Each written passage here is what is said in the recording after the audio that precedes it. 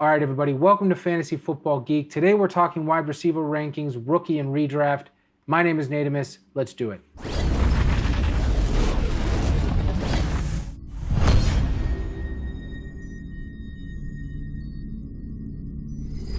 All right, guys, so first I just want to thank you for stopping on my channel, for clicking on my video, and for watching this content. This channel is mostly going to be a Dynasty football channel. I'm going to bring you more insights into Dynasty than I think anybody else. I'm going to be bringing you drafts, rankings, trade tips, and what I want more than anything is for you guys to reach out to us, shoot us an email, ask us your questions. We want to think about what you're thinking about, with the goal to give you guys that outlet instead of always reading the same article over and over again. We really do the homework. We do the research. Our email is down in the description. Shoot us over your questions. We would love to hear from you. As most of you know by now, this year's draft is deep for wide receiver. We have 26 wide receivers that we've done in-depth research on. Not all of them will be drafted, but I'll be looking to pick some of these guys up off waiver after the draft. This draft for wide receivers is like the 2017 draft for running backs. It's a pretty deep offensive draft. But 2017, we had Leonard Fournette, Christian McCaffrey, Dalvin Cook, Joe Mixon, Alvin Kamara, James Conner, Marlon Mack, Aaron Jones, Chris Carson, and then Matt Breida and Austin Eckler, undrafted, Tarek Cohen, Kareem Hunt, right? I mean, this is almost like the current running back situation in the NFL. So many backs came out of the 2017 draft. I think we're about to see something similar in the 2020 draft for wide receivers. So you need to be strategizing how invested you want to be in this draft. I've decided I wanted to be pretty invested in this draft. So I've actually already traded away some of my picks for next year because I think I can get more value this year. I'm sitting on the 1-3, the 111, and the 206. I expect to take a running back and two wide receivers in those positions. So let's talk about the rookie wide receivers in this draft. We do have to remember rookie wide receivers tend to not be as valuable as a rookie running back. And we also have to think about if this coronavirus situation, prevents guys from practicing. There might be a little bit of a decline in what we would have seen otherwise. So I'm going to start with Henry Ruggs, all right? So Henry Ruggs, I believe, is going to get the most targets of any rookie in the draft. So if you're looking at your team and you're like, I really need points this year, if I can get a player in the rookie draft that is going to give me the potential for 200 points, Henry Ruggs is probably the guy in the wide receiver position that's going to give you that opportunity. He's going to start opposite of Terrell Williams, so he's going to start. He's going to get the looks. I don't think he's the best rookie wide receiver in terms of future. I think CeeDee Lamb is the best wide receiver in terms of long term in this draft. He's compared to DeAndre Hopkins often. This is CeeDee Lamb. People are already saying that he will compete out of the slot, so could be in line for a lot more targets than people think. He's probably the most complete wide receiver in the draft. If I had a little bit of time to wait for him, I would draft CeeDee. If I wanted to win this year, I would draft Ruggs. The next two guys I'm going to talk about, Jeudy and Justin Jefferson, I kind of put them in the same line. They're both going to end up starting in the number 2 spot for their teams. Jeudy's like a really polished route runner. He's got really high football IQ. Some people in Denver think he might become Locke's favorite target right out the gate. Sutton is obviously a great wide receiver. He's definitely going to get his targets, but this is going to be a good 1-2 punch. But I don't think he's going to give you the numbers that you're going to see out of Ruggs or out of Lamb. Justin Jefferson, I really like. He had 17 touchdowns in his junior year in college. He's a possession receiver, runs really excellent routes. Anquan Bolden type numbers, kind of where I see Justin Jefferson. I really like him at the end of the first round. He's going to be a great dynasty pick for years to come. The next guy I'm going to talk about is T. Higgins. All right, so T. Higgins, big wide receiver, will complete with targets. People compare him to AJ Green. They almost call him a clone. I think T. Higgins is another great wide receiver. He's trending towards the end of the first, early second round in dynasty drafts. I think if you can get him here, it's a steal. I like T. Higgins a lot. They're trying to build something over there in Cincinnati. T. Higgins will eventually be the wide receiver 1 on this team. If you've got some time to wait, T. Higgins is great. Jalen Reagor is like a lot of people's darling wide receiver pick this year. People have him ranked as high as 7th, 8th player off the board. I think it's because, Alshon Jeffries is getting old. Deshaun Jackson can't stay healthy. After that, you got Greg Ward and JJ Arcega-Whiteside. So there's an opportunity for Reagor to get some playing time, and that's, I think, a lot of people's reads. People are a little bit all over the place with it. I've heard people say that he doesn't know how to run a route, and then I've heard people say he's a great route runner. He's definitely got speed, and he's definitely got hands. I think what a lot of people think is Jalen Reagor is the next Tyreek Hill. And nobody's really saying that, but I think they look at him 5'11", 206. He's not small, but he's compact.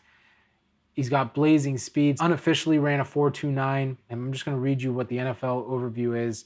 So, spotty quarterback play helped cause a production drop, but his focus and competitiveness also seemed spotty at times.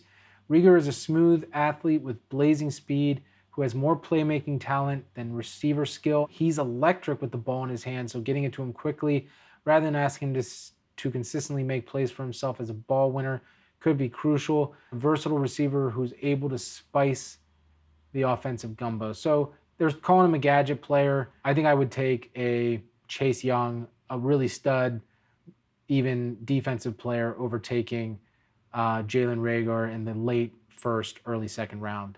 I would let somebody else take him and wait on him. Brandon Aiyuk is this really interesting guy, and he's moving up my list because I hear nothing but good things about him. There is a lot of wide receivers in San Francisco. You got Debo, you got Pettis, you got Hurd. That's why Aiyuk moves down the board. I take him after Higgins, but before Reagor. The last guy I want to talk about is Denzel Mims. All right, this guy has been all over everybody's boards, but he's in line for the most targets after Henry Ruggs of any wide receiver that was drafted this year. There's nobody on that Jets offense that is going to really compete with him. It's going to be him and Crowder. And Newman's already gone, and Perriman is a deep ball threat.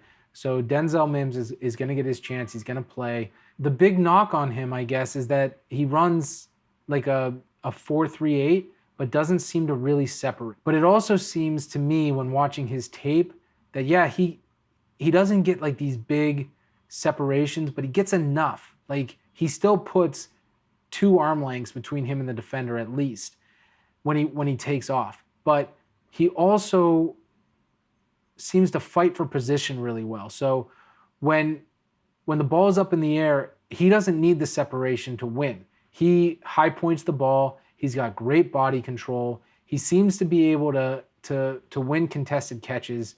I like Denzel Mims. 206 again, I would love to take him. Henry Ruggs falls to me at 111, which I've seen happen. I'm ecstatic. And if I can get Denzel Mims at the 206, I feel like I put 2 guys on my team that may not be the most upside guys, but they're going to start. And I think that's what you got to decide. Those are my wide receiver rookie rankings. Our draft is coming up on May 31st. We draft a little bit early, and now it seems like way too early, but we're still going to do it. I'm going to bring you some information from that draft. But do me a favor, again, please subscribe to the channel. I need to get to 10,000 as soon as possible. Head over to fantasyfootballgeek.net. Please send us your question. I would love to break them down and give you our thoughts on some of the challenges or some of the questions you may have about what the best move is for your fantasy team. I'm going to bring Steve onto the show. We're going to play a little game. We don't know the name of it, but here we go. All right, Pup and Suds is in the house. Steve Zimmerman, what is going on? Thinking about fantasy. Super enthusiastic.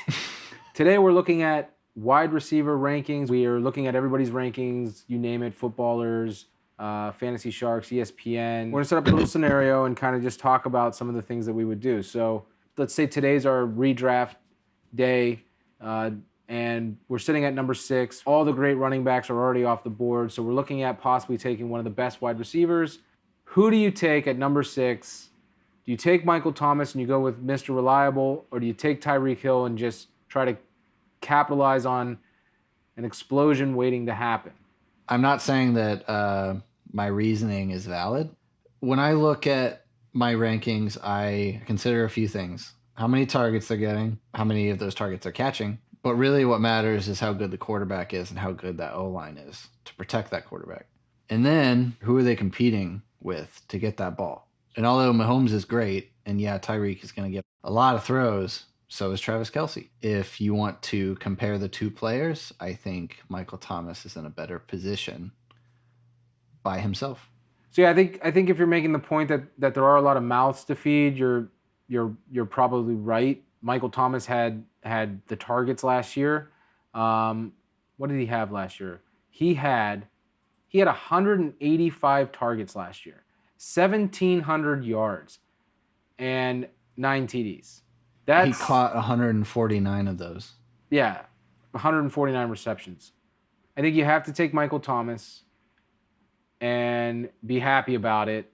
And if you're in PPR, it's the best pick you can make. And for sure, if you're in Dynasty and you could trade one of these top picks for him, I would trade the 101 for Michael Thomas tomorrow. All right, so our next this or that, we took Michael Thomas at 6 overall.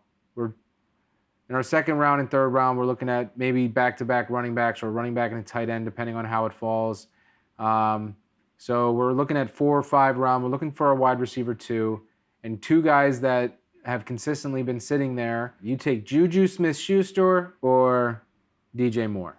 I have DJ Moore plenty of spots behind Juju. And,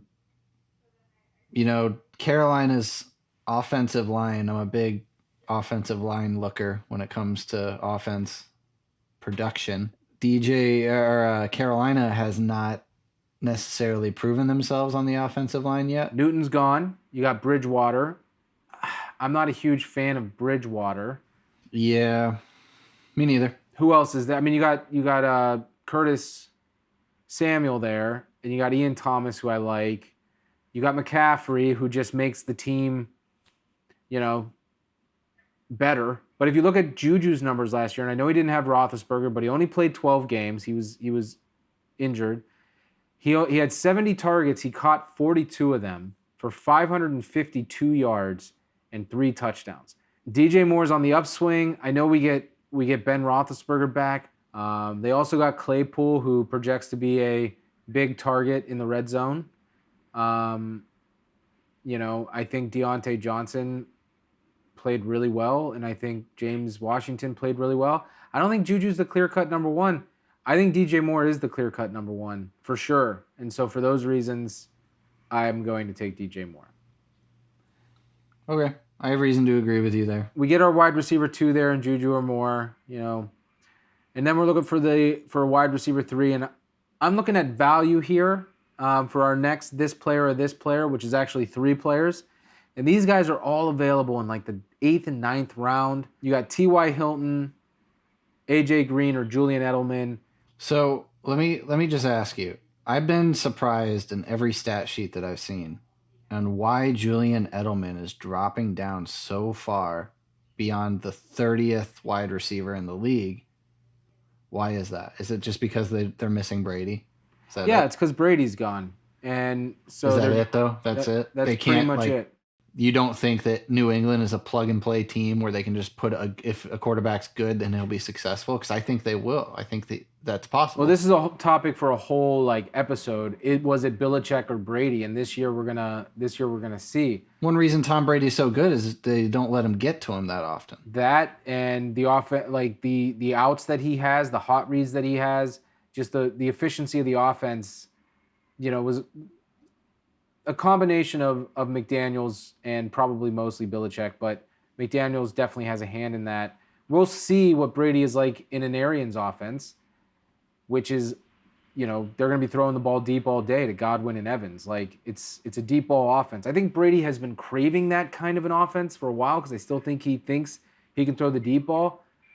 I think we're going to be surprised. I think he's going to show off for sure. But I think we're going to see Brady decline a little bit. But all right, so footballers have T.Y. Hilton ranked at 21, A.J. Green ranked at 24, and Julian Edelman ranked at 34, wide receiver. So, Let me tell you mine. We got Fantasy Sharks. A.J. Green's up at 19, T.Y.'s at 23, and Edelman's down at 35. Yeah, so Edelman's not getting any skips love. a whole tier. But who do you take? Who do you take? I don't know, man. I kind of like Edelman. I can't draft Ty anymore. I'm done with him. I think I would take Ty. Really? Yeah. I mean, I wouldn't. For my read on it is, all right, Phillip Rivers in Indianapolis. They have the best offensive line in football, something that you're big about. Green hasn't played. You know, I'm not sure Green's going to stay on the field. Edelman, I think I can get him in the next round. So, like, for those reasons, I'm going to kind of throw him out. But I think I take Ty. And, you know, I think Phillip Rivers is going to be hungry this year. He's going to be throwing the ball a lot. I still think he has something in the tank. They don't have a lot of other weapons there. They got the rookie in Pittman. I can see him being a value pick. I would take him over Green and Edelman. And I would swing back and grab either Green or Edelman in the next round, which I think will be possible. I don't want to stay too old, though. You know, I might, you know, I don't want to have a bunch of guys that are injury prone and in, you know, their latter years, but yeah, Ty over Green in the 9th. All right. This or that. This guy or this guy.